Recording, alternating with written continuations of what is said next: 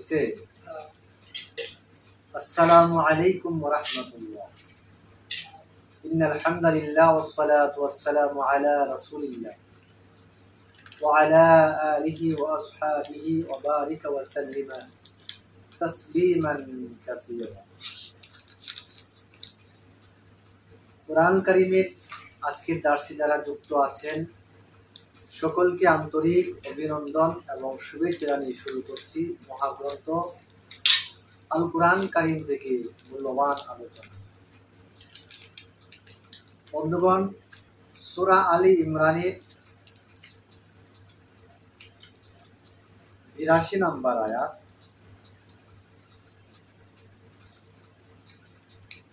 এই আয়াতে কারিমায় আল্লাহ সুবহানাহু ওয়া তাআলা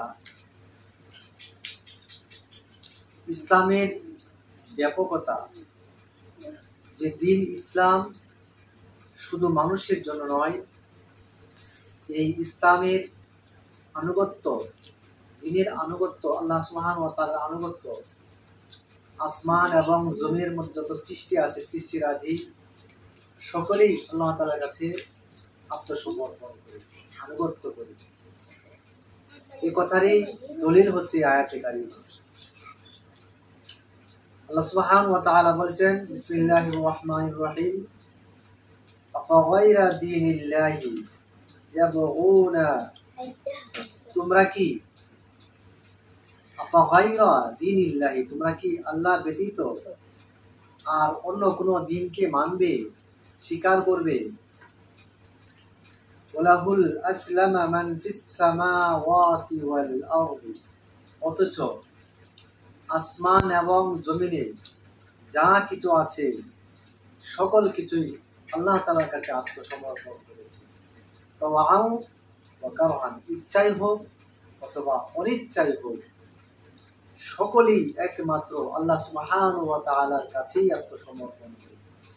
কাজেই আমরা যারা মনে করি যে আমরা আল্লাহকে মানব না, আল্লাহকে স্বীকার করব না, আল্লাহর আনুগত্য করব না, আমাদের কাছে এই আয়াতে কারিমা নসিহত হিসাবে থাকবে। দেখো, সৃষ্টির সকলে ইচ্ছাই হোক ইচ্ছাই হোক, আল্লাহ তাআলার কাছে সে আনুগত্য স্বীকার করতে হবে।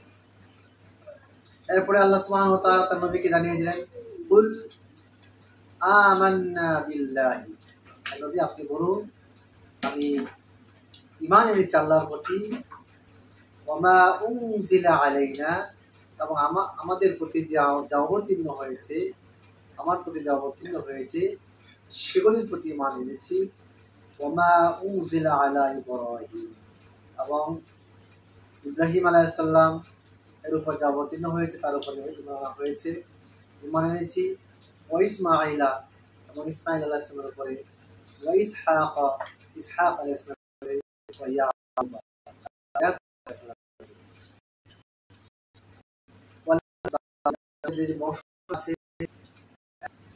উপরে যারা ছিল। ওমা উতিয়া মূসা ওয়া ঈসা ওয়ান নাবিয়্যুনা মিন রাব্বিহি, এবং যাদেরকে উতিয়া কিতাব হয়েছে, মূসা, ঈসা এবং অন্যান্য আছে সে সকল নবীরা আল্লাহ তাআলার পক্ষ থেকে এসেছে। লা মুফাররিকু বাইনা, আর যে পার্থক্য আনুলাহু,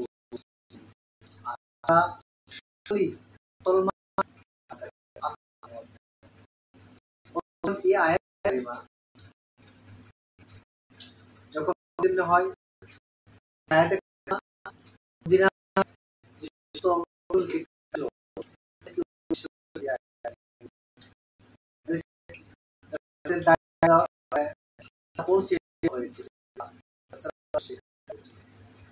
নিজেরা নিজের করার জীবন নিজের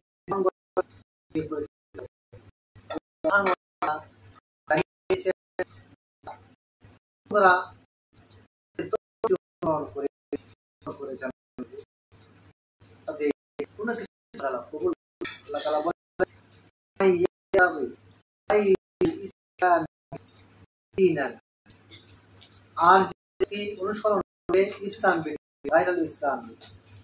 ব্যতীত দিনান জীবন ব্যবস্থা, ফালা ইউকবালা মিনহু, তাদের কোনো কিছুই কবুল করা হবে না, গ্রহণযোগ্য না। অর্থাৎ ইসলাম ছাড়া যত বাদ মতবাদ আছে, গণতন্ত্র হোক, সমাজতন্ত্র হোক, পুঁজিবাদ হোক, যত বাদী হোক, নারীবাদ হোক, সকল বাদ মতবাদ বাতিল। একমাত্র ইসলাম হচ্ছে সঠিক এবং পরিপূর্ণ জীবন ব্যবস্থা। আল্লাহ তাআলা বলেন ওয়া ফিল আখিরাতি মিনাল খাসিরিন, যারা ইসলাম ছাড়া অন্য কোনো জীবন ব্যবস্থা মানবে, পরিচালিত হবে, অনুসরণ করবে, ওয়া ফিল আখিরাতি মিনাল খাসিরিন, তারা পরকালে মহা ক্ষতিগ্রস্ত।